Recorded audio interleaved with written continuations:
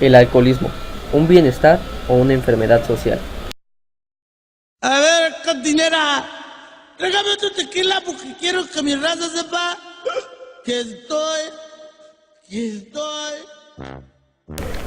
En la época del Porfiriato, el alcoholismo era considerado como una enfermedad que afectaba tanto a la familia como al trabajo y las relaciones personales de los individuos, aparte de que se encontraba estrechamente ligado con enfermedades mentales, donde el alcoholismo tiene un origen social, ya que el bebedor no busca satisfacciones estomacales como se plantearía posteriormente, sino que busca dañar al espíritu.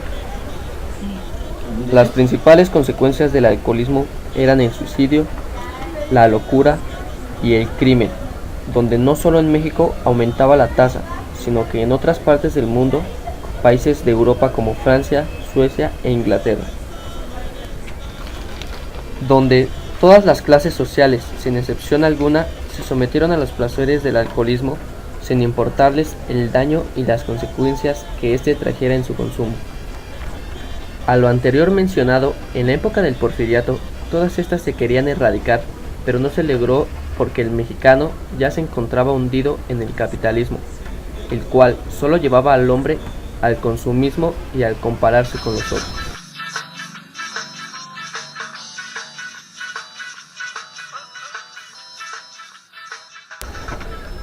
Las bebidas alcohólicas son aquellas sustancias que causan algún daño a la salud del individuo. El abuso a las bebidas alcohólicas estaba cobrando vidas humanas. Se encontraba una disminución de la inteligencia, la pérdida de trabajos y el consumo de estas destruía a las familias. La bebida alcohólica más consumida en México por la clase baja era el aguardiente. La clase media bebía cerveza o pulque, y la clase alta, junto con la burguesía, se deleitaba con vinos, que en su mayoría eran traídos del continente europeo. La embriaguez se consideraba la aturdez de las facultades intelectuales y físicas por el excesivo consumo de bebidas alcohólicas, alcanzando el delirio e inclusive la muerte. La embriaguez es un proceso gradual, donde en las primeras copas el individuo empieza a tener un movimiento motriz más rápido y ágil. Al consumir más copas, el individuo se torna torpe y las ideas se vuelven más lentas. Una de las causas de la embriaguez era la de satisfacer las pasiones nutritivas, ya que el alcohol apaciguaba el hambre y también los individuos que recurrían al alcohol lo hacían para olvidar sus penas.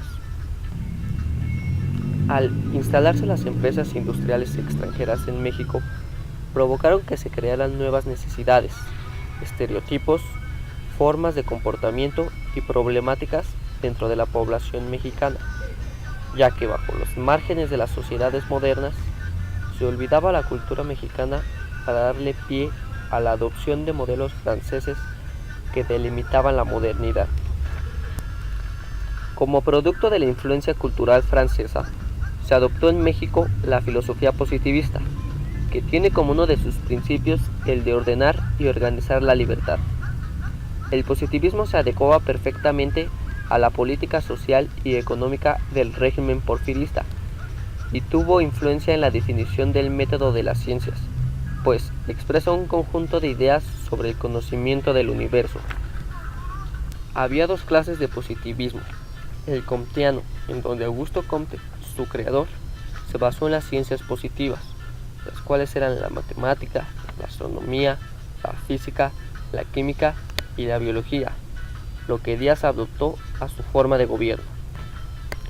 Por otra parte, el positivismo spenceriano, apoyado en las ideas de Spencer, donde los elementos provenían del evolucionismo biologicista, sobre todo el referido a la posibilidad adaptativa que se transmitía por medio de la herencia entre la descendencia y que había sido desarrollado principalmente por Darwin y Lamarck, le permitieron plantear los postulados de un evolucionismo social, fincado en la capacidad de las especies vivas de adaptarse a las circunstancias cuando eran colocados en condiciones diferentes a las de su origen.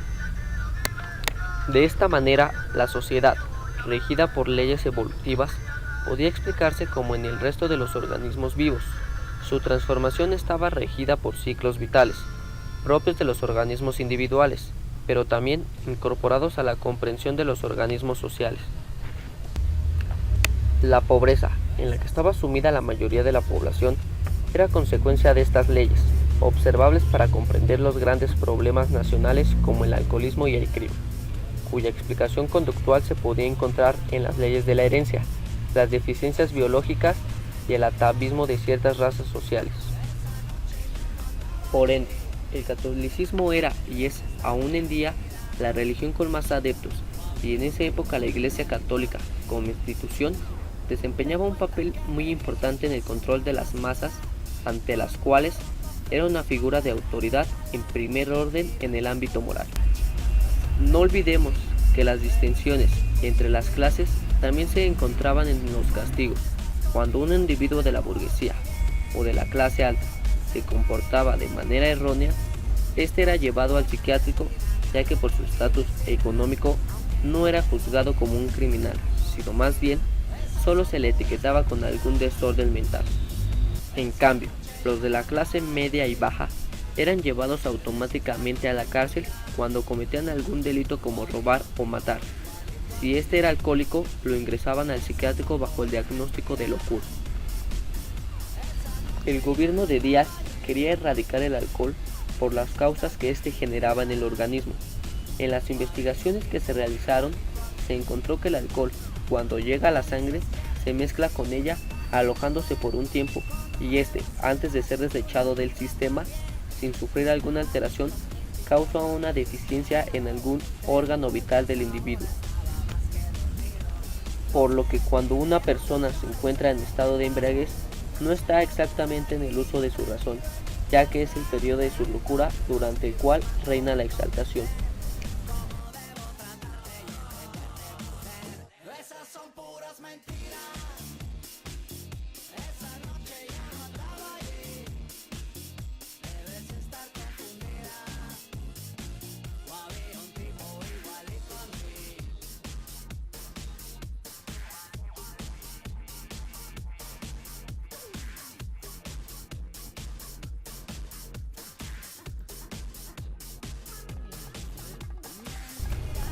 Uno de los daños más severos que ocasiona el alcohol a nivel psicológico es el delirium tremens, el cual se presenta cuando el bebedor deja de consumir alcohol después de un periodo excesivo de consumo.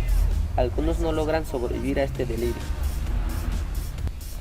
Y no solo al ser humano, el alcohol tiene un gran efecto en los animales. Por ejemplo, el caballo, que gusta del vino, y no solo él, muchos animales como monos, perros, se sienten arrastrados hacia el terrible narcótico, lo gustan y sufren sus terribles consecuencias.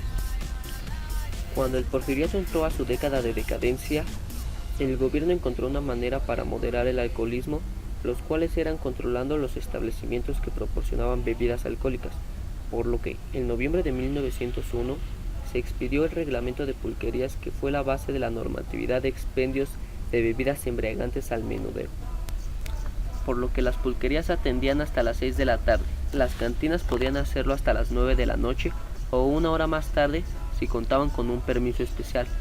Los domingos y días festivos, tanto cantinas como pulquerías debían cerrar a la 1 de la tarde. Estas restricciones de horario variaron según las particulares situaciones de orden público. También se proscribía la reproducción de música o la presentación de cantantes sin el permiso respectivo. Otros comportamientos prohibidos eran el consumo de bebidas en la puerta, la venta de pólvora u otras sustancias inflamables y la presencia de personas diferentes del dependiente en el mostrador.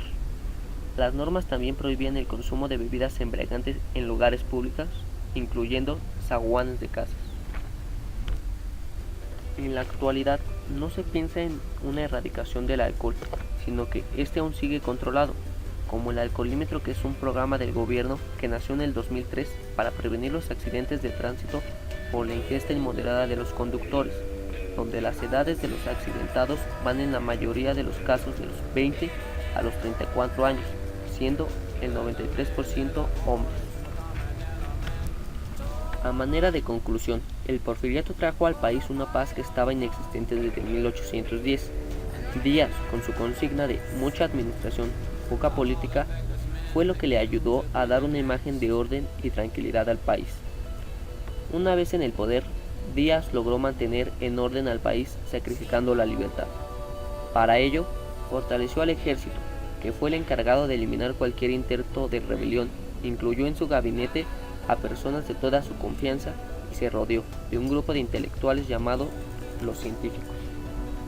Los científicos elaboraron los proyectos económicos, culturales y educativos que modernizarían al país y que habían sido soñados desde la independencia.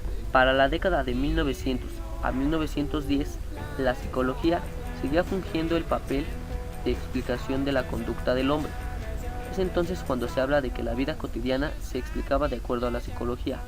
Esto quiere decir que las explicaciones psicológicas se realizaban fuera de las aulas y cualquier tipo de comportamiento era un área de la psicología que se trataba de explicar en aras del comportamiento en general y no individual, por lo que se caracteriza y clasifica los fenómenos en términos de su comportamiento disruptivo únicamente y se ejercía un control sobre ellos, recluyéndolos como medida terapéutica.